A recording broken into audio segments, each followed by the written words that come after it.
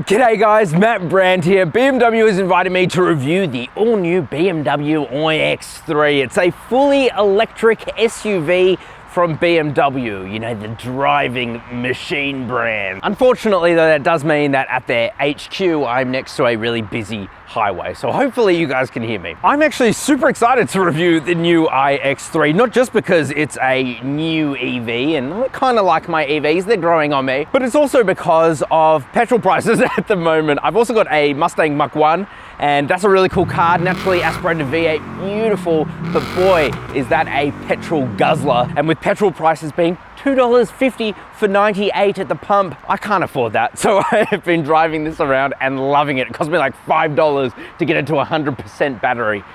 That's good versus $150 in the Mustang. You know, there's never really been a better time to buy an EV, and I think this is the way of the world at the moment. You're gonna wanna spend and buy yourself an EV so you don't have to cry every time you go to a petrol station, because frankly, I am. However, it's not all roses, not everything is amazing about the BMW iX3, so I'm gonna give you a critical review of this car and tell you what I love and don't really like about it. As always, we're gonna look at the exterior, go into the interior, we're gonna drive it, and we're going to launch it from 0 to 100 kilometers an hour using my specialist timing gear to see just how quick this EV is. And then I'm going to give you my verdict on whether or not you should buy an iX3. So let's get straight into it. As always, let's start with how this thing looks from the front. I really like these headlights here with their little hexagon-ish shapes within them. They are very bright LEDs too, so that's very good. I think they're even matrix LEDs, I could be wrong. You've also got these blue highlights around it, and you can de-option those, but I don't know, I kind of like them quite a lot, especially with this like black or bluish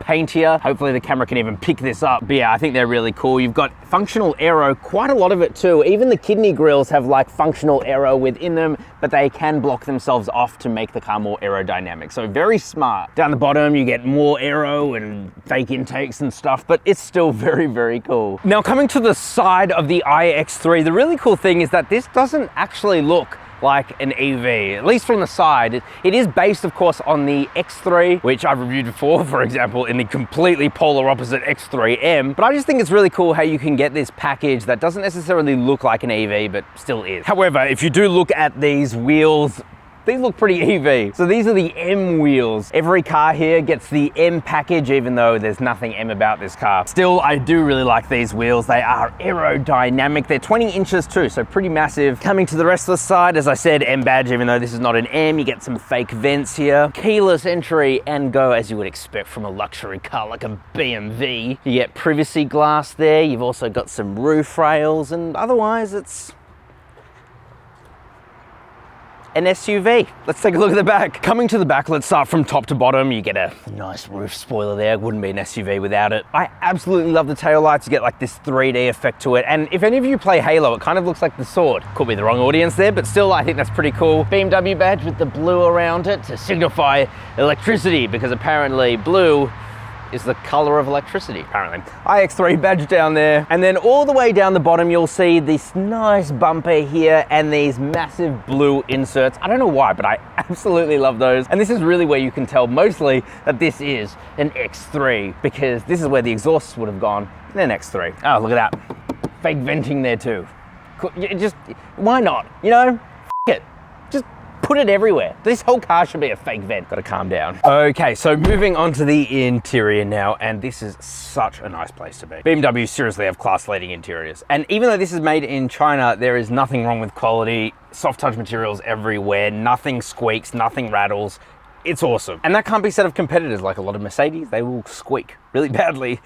This does not do it. I also like the overall design. You've got this funny pattern here and blue stitching around, love that. Even extends to these beautiful leather seats, which are super duper comfortable, very adjustable too. You can adjust them in like every single way possible. Of course, this is an SUV, so it's got to be practical. So if we, that's not great. If we push on that and open that up, we do get a couple of cup holders here that are nice and grippy. We've got massive door bins here too, by the way. Center armrest is a pretty massive size, and the glove box is huge too with felt lining, so nothing will rattle in there. That's nice. In terms of I/O, you actually get quite a lot, and more than a lot of other X3s, because in other X3s coming from different markets, they've actually deleted things like the wireless charging because of COVID supply chain issues. But this still gets it. So yeah, wireless charger there, which is really good because this has wireless Apple CarPlay and wireless Android Auto. You've also got a USB fast charger here, a USB-A port, and a 12-volt socket. In Australia, we only get one specification for the iX3, and that is tick the box on absolutely everything. So this thing is fully loaded, including this sunroof up here, which is nice and panoramic. Obviously would add some weight to the car and not be great for range, but I'd rather have it than not, even though right now the sun is attacking my eyes, but it's good for lighting, I think. I'll only be able to tell in post. Anyway, technology within here is really good. You get the upgraded infotainment display because this is, of course, the facelift. It is enormous. It is running the older 7.0 software, not the 8.0 you see in like the BMW iX, and make sure you subscribe for that because I'll be getting my hands on that very soon. But you can control it using your fingers and navigate around that way, or you can use the iDrive controller down here. And as I said, it does come with wireless Apple CarPlay and Android Auto. So, I mean, you're going to be using that most of the time anyway. Up ahead of you is your digital instrument cluster, and it's pretty good. Right now it's showing like a charging screen because I'm making the most of the free charging I have right now at BMW. But generally speaking, this is definitely not the best system out there. It is very high definition, color accurate. It just doesn't show that much information. Like, you get a minimalist look maps on the inside. You can also change between a few different menus on the right hand side using the BC button on the stalk. I've still got no idea what that means. Someone let me know in the comment section. But I mean, really, other competitors like the Audi Virtual Cockpit, just better. I do absolutely love this steering wheel though. It is my favorite in the business. You can control absolutely everything from this steering wheel, and it's just so nice to hold on to. I love it. And it's got this blue in the middle, which is really cool. Same kind of anodized aluminium blue here on the gear selector too, and on the start stop button, because as I said, blue is the color of electricity, right? Yeah, I mean, I'm super impressed with the front anyway. Let's go check out the back. Now, in terms of back seats, it's just as good as up front. I'm 5'11". I notoriously sit very far back because I've got weirdly long legs, but I've got plenty of legroom, heaps of toe room, and a pretty good amount of headroom there too, even with this panoramic sunroof. So that's pretty surprising. Give me that aircon. Oh, yes, you've got a separate aircon zone here. It's a very hot day today, which again is just going to eat into your electricity, but again, fully loaded. So pretty cool. And a couple of USB-C fast chargers there. You can also recline the seats using this weird like pull tab on the side, but whatever, still good. Get a nicer relaxed seating position. We don't need that though. Got map pockets here. You've also got a center armrest with a pretty fancy cup holder situation going on there, and even more storage under here with some felt lining.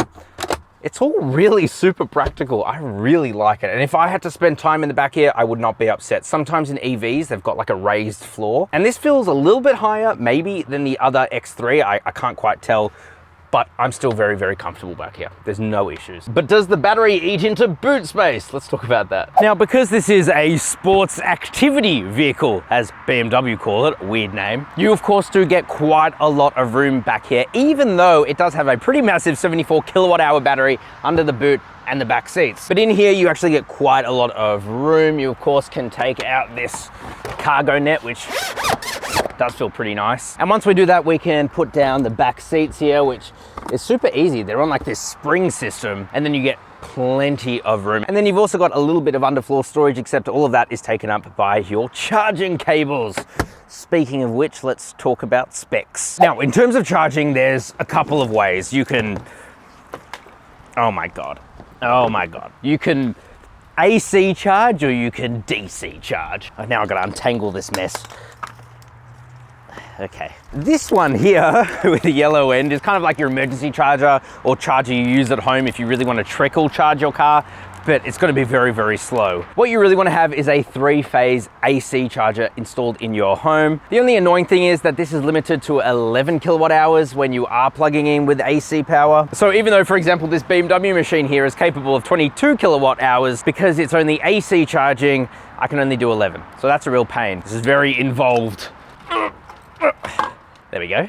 Easy as pie. Actually, before filming here, I used a fast DC charger, which is about the fastest you can get. This will go up to 150 kilowatt charging, which is fine, but it's definitely not class leading. Like, you can get like 350 or 380 kilowatt charging in the new Ioniq 5. So, you know, this is okay. What I'm trying to say here is that yes, this thing can still charge pretty quickly, but it's not the fastest out there. Might as well leave it charging. It's free for me here, so I'm just gonna take advantage of that. Now, in terms of specs, the BMW iX3 starts at 123,000 Australian dollars, but it also kind of ends there because there's only one model here in Australia. We only get one trim. And that's a good thing. It means you kind of get a fully loaded car at a decent price. Obviously 123 grand is a lot of money, but when you compare it to competition like the EQC, it undercuts that and comes with everything. Mostly. This isn't all-wheel drive, this is rear-wheel drive. And even though I've opened up the bonnet here, there's really no point because under this completely fake hood thing, I don't want to call it like an engine cover because it's not. You've actually got quite a lot of space in here,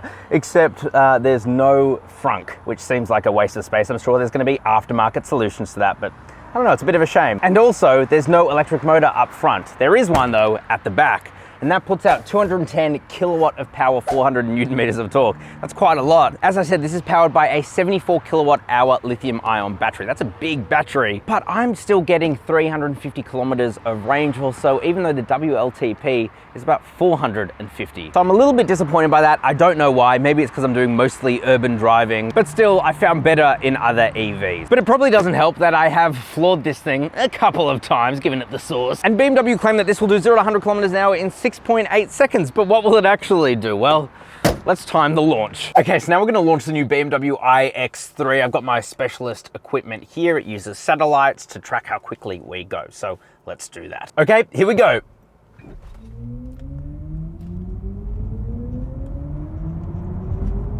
It's quick, man.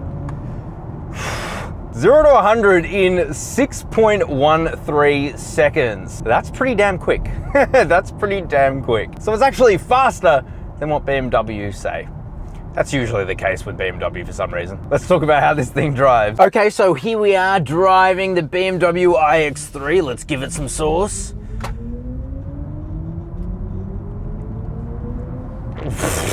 EVs hit different, man. They hit different. So right now we're traveling on the highway going about 100 kilometers an hour, and it is really quiet within here. There's double glazing on the windows, there's heaps of sound insulation, soft touch materials. They all work to help make this a very quiet place to be. When you're just pottering around in comfort mode, this feels super natural to drive. Of course, being an EV, it has regenerative braking, and for that I've set this car to adaptive, so it uses the sensors to come to a stop when it thinks it needs to. For example, if I let go of the accelerator now, it is actually freewheeling. It has disconnected the electric motor from the wheels. It's just rolling, which obviously saves battery in the long run. But if I'm behind a car and at a traffic light I let my foot go, it actually uses the radar to sense that there's a car in front of me, and it will slow down as well. So it's a really smart system. Or we can just put the car into B down here for braking, I think. And then it pulls on maximum regenerative braking, and this is essentially one pedal driving, where if I let go of my foot all the way, we will eventually come to a stop. Boop. But we can't do that because that's illegal, so let's keep going. I love EV power. Also in the background you might be able to hear that. That's actually done by Hans Zimmerman. Yes, the famous, I don't know, composer or whatever they're called. He made that sound, and I'll be honest, it's starting to get on my nerves a little bit. Like, it was cool at first, a bit of a novelty, but hopefully there's a way to turn it off. I haven't yet figured that out. Anyway, we're turning a corner here. Let's put the car into sports mode and give this thing some sauce.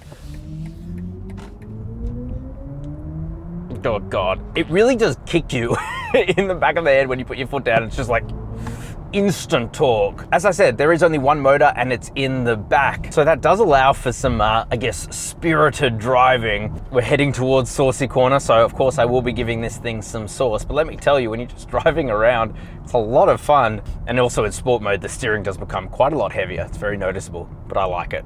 Very direct. Actually, compared to a standard X3, this has a 70mm lower center of gravity. That is really substantial. And so even though this thing weighs almost 2.2 tons, it doesn't really feel it. First of all, because the suspension is set up really well. And also because it does have that lower center of gravity thanks to the 600 kilo battery. And it's not just that, I think it's also been lowered by 30mm. So yeah, this thing is a bit of a fiend on corners, surprisingly. But it's that classic like BMW feeling, you know? It feels really good to drive. This is the ultimate test though. We're at Saucy Corner, the original Saucy Corner. Let's give this thing some sauce. Ooh, it's just so weird, that sound. Oh God. Oh, a bit of oversteer. Oh, that's fun. Yeah, this thing is pretty sick. It handles weirdly well. BMW seriously work their magic into their cars. They seriously have the best driving cars. I wholeheartedly believe that. Just like that, we're up it.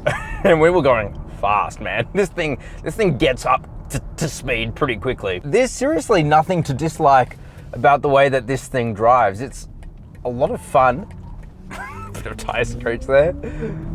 It's very quick and it just handles surprisingly well. I will say though, I am disappointed with the range. I really think it could have been better. Right now it looks like I've got about 75% battery charge left and 250 kilometers. And I know I'm driving like a bit of an idiot now, but I haven't usually, although, oh, let's see how that goes around here.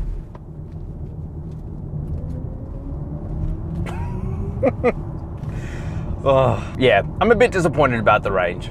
I think it could be better, frankly. Anyway, let's get into my final thoughts. Okay, so what are my final thoughts on the BMW iX3? Well, the exterior, I really like it. I love the blue accents, even though you can delete them. Don't do it, it's pretty awesome. The interior is like a bank vault. I know that's such a cliche thing to say, and even though this is made in China, I have no issues with quality. It's top notch. The way it drives is really, really good. Not the fastest EV out there, but I really enjoy driving it. I think for me, the biggest letdown is range. I'm getting like 350 kilometers on this thing. That's really not that great. And I'm driving it like a nanny. I really am. Also, the charging is definitely not the quickest. And also, it's not the cheapest car out there. It's like 120 grand.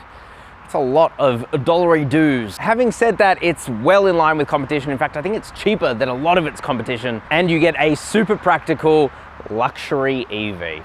It's pretty awesome. But let me know what you guys think down in the comment section just below that like button. Would you buy an iX3? Have you bought an iX3? I've actually been seeing heaps of these on the road. I don't know where they've all come from. Of course, like the video and share it with a friend. It really helps the channel out. And subscribe if you're new. I'd love to have you around. Anyway, thank you guys very much for watching. And as always, I'll see you next week.